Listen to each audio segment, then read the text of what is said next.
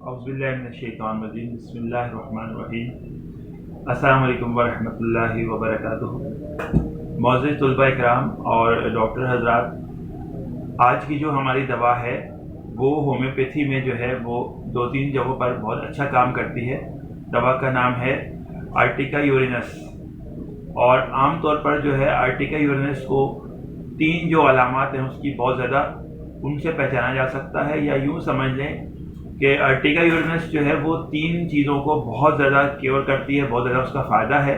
सबसे पहले तो ये है कि सबसे अहम अलामत इसकी जो है वो है छपाकी, जिसको हम कहते हैं, जिसमें जिस्म के मुख्तलिफ हिस्सों पर जो है वो कुछ लाल रंग के या किसी किस्म के निशानात आ सकते हैं।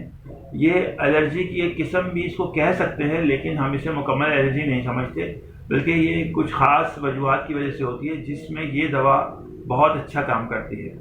आर्टिका यूरिनस को जो है इस छपाकी के अलावा उसके साथ साथ ख़वातीन में अगर दूध कम हो तो उसमें भी बहुत अच्छा काम करती है।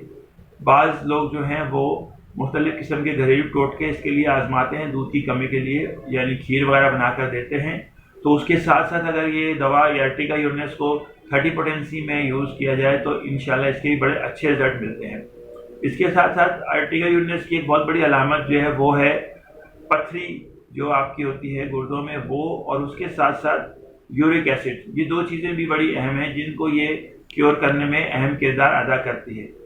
आपने गुर्दे की पथरी के लिए बहुत सारी दवाएं सुनी होंगी, जिसमें बर्बेरस वल्गेरस भी है, इसके अलावा लाइकोपोडिन उसमें काम करती है, हाइड्रेंजिया भी काम करती है। उसके साथ साथ पथरी को तोड़ने के लिए इपिज़ापेंस को भी अच्छा समझा गया है, लेकिन कुछ जगहों पर जो है आर्टिका यूरिनस जो है वो मुआविन के तौर पर काम करती है और गुर्दे की पथरी को निकालने में मुआविन है।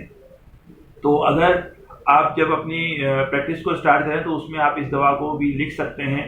और मेरी आप तमाम तलबा कराम से एक गुजारिश है, वो ये कि अपने पास एक छोटी सी डायरी रखें, जो नई डायरी लेके उसमें जो है दवाओं की जो अलामात है मैन वो जो 3-4 अलामात है वो ज़रूर आप लिखते रहें, ताकि बहुत सारी अलामात को याद करने से जो जहन से दवाएं निकल जाती हैं वो इंशाल्लाह आपके जहन से नहीं निकलेंगी। और सिर्फ ये जो 3 से 4 अलामात होती हैं बड़ी बड़ी, इन अलामात को आप हिफ्ज़ भी कर लेंगे और आइंदा आने वाली प्रैक्टिस के दिनों में ये आपको याद भी रहेंगी।